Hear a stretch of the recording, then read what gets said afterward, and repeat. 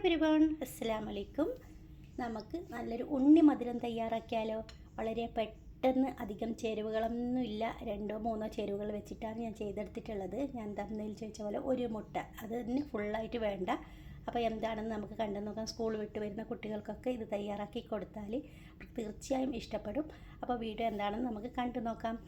ആദ്യമായിട്ട് കാണുന്ന ആരെങ്കിലും ഉണ്ടെങ്കിൽ ഒന്ന് സബ്സ്ക്രൈബ് ചെയ്ത് സപ്പോർട്ട് ചെയ്യണേ. അതിനായിട്ട് ഞാനിപ്പോൾ ഒരു കോഴിമുട്ട എടുത്തിട്ടുണ്ട്. അത് നമുക്ക് പൊട്ടിച്ചിട്ട് ഒരു പാത്രത്തിലോട്ട് ഒഴിച്ച് കൊടുക്കാം. ഞാനൊരു കുഞ്ഞ് ചെറിയ മുട്ടയാണ് എടുത്തിട്ടുള്ളത്. ഇനി നമുക്ക് നല്ലോണം ഇതൊന്ന് പുറത്ത് വെച്ചിട്ട് ഒന്ന് മിക്സാക്കി എടുക്കണം. മഞ്ഞക്കുരും വെള്ളക്കുരുമൊക്കെ ഒന്ന് മിക്സാക്കി എടുക്കാം. നമുക്ക് ഈ മുട്ട മാറ്റി വെക്കാം. ഇനി നമുക്ക് ആവശ്യമുള്ളത് പാൽപ്പൊടിയാണ്. ഞാനിപ്പോൾ ഒരു 1/4 കപ്പ് പാൽപ്പൊടിയാണ് എടുക്കുന്നുള്ളത്. ഇത്രയും മതി. ഞാനിപ്പോൾ കുറഞ്ഞ അളവിലാണ് ഇത് തയ്യാറാക്കുന്നത്. അതിന് വേണ്ടിയിട്ടാണ് ഞാനിപ്പോൾ ഒരു 1/4 കപ്പ് എടുത്തിട്ടുള്ളത്. ഇനി നമുക്ക് ഇതിനൊരു പാത്രത്തിലോട്ട് ഇട്ട് കൊടുക്കാം. ഈ പാത്രത്തിൽ വെള്ളം ഉണ്ടാകാൻ പാടില്ല, ഡ്രൈ ആയൊരു പാത്രത്തിൽ വേണം ഇട്ട് കൊടുക്കാനായിട്ട്.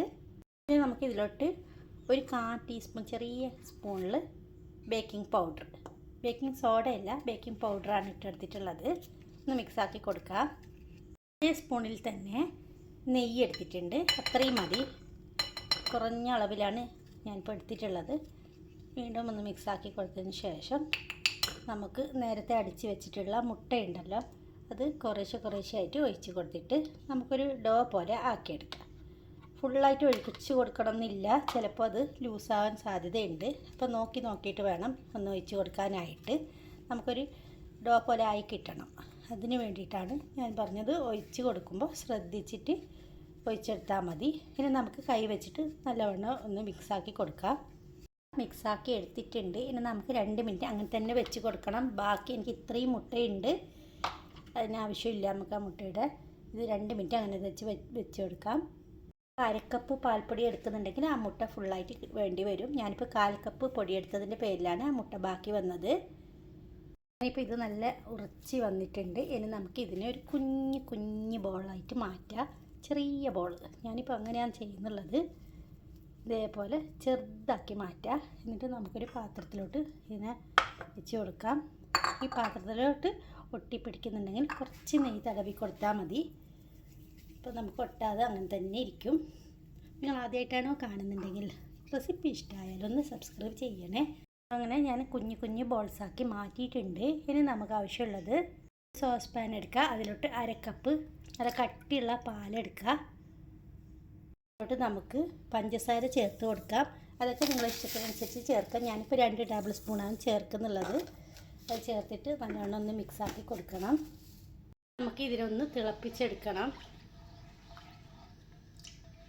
പാലൊക്കെ തിളച്ച് വരുന്നുണ്ട്. ഇനി നമുക്ക് ഈ ബോൾസെല്ലാം ഇതിലോട്ട് ഇട്ട് കൊടുത്തിട്ട് ഒന്ന് ഇളക്കി കൊടുക്കുക. ഇളക്കിയതിന് ശേഷം നമുക്കിതിനൊന്ന് മൂടി വെക്കാം. തീയൊന്ന് കുറച്ച് കൊടുക്കണേ. മൂടി ഇടയ്ക്കിടയ്ക്കൊന്ന് തുറന്നിട്ട് ഒന്ന് ഇളക്കി കൊടുത്താൽ മാത്രം മതി. അപ്പോൾ എല്ലാ ബോൾസും ഒരേപോലെ ഒന്ന് വെന്ത് കിട്ടുകയും ചെയ്യും. ഇത് കുറച്ച് കഴിയുമ്പോൾ നല്ലവണ്ണം വീർത്ത് വരികയും ചെയ്യും. കണ്ടല്ലോ, ഇപ്പോൾ കുറച്ച് വീർത്ത് വരുന്നുണ്ട്. അങ്ങനെ ഒരു 5 മിനിറ്റ് ഇങ്ങനെ ഒന്ന് തിളപ്പിച്ചെടുത്താൽ മതി. മൂടി വെച്ചിട്ട് ഒന്ന് തുറന്ന് നോക്കാം. പാല് നല്ലവണ്ണം തിളച്ച് വരുന്നുണ്ട്. ബോൾസൊക്കെ വീർത്ത് വന്നിട്ട് വലുതായിട്ടുണ്ട്. ഞാൻ പറഞ്ഞല്ലോ 5 മിനിറ്റ് ഇങ്ങനെ ഒന്ന് തിളപ്പിച്ചെടുക്കാം കേട്ടോ. അത് കഴിഞ്ഞിട്ട് കാണിക്കാമേ. അപ്പോൾ നമ്മുടെ ബോളെല്ലാം റെഡിയായി കിട്ടിയിട്ടുണ്ട്. ഇനി നമുക്ക് ചൂടോടെ അല്ലാതെ ഫ്രിഡ്ജിൽ വെച്ചിട്ടോ കഴിക്കാം. സ്കൂളിൽ വരുന്ന കുട്ടികൾക്കൊക്കെ ഇത് കഴിക്കാൻ നല്ല ഒത്തിരി ഇഷ്ടമാവും. നല്ല റിച്ചാണല്ലോ പാലെല്ലാം ചേർത്തത്. അപ്പോൾ പാലൊക്കെ കുടിക്കാത്ത കുട്ടികൾക്ക് ഇങ്ങനെ ഒന്ന് ഉണ്ടാക്കി കൊടുത്താൽ അവരിത് കഴിച്ചോളും. അപ്പോൾ എല്ലാവരും ഇതൊന്ന് ട്രൈ ചെയ്ത് നോക്കണം. ഇഷ്ടമായ റെസിപ്പി ഒരു ലൈക്ക് തന്നിട്ട് സപ്പോർട്ട് ചെയ്യണേ.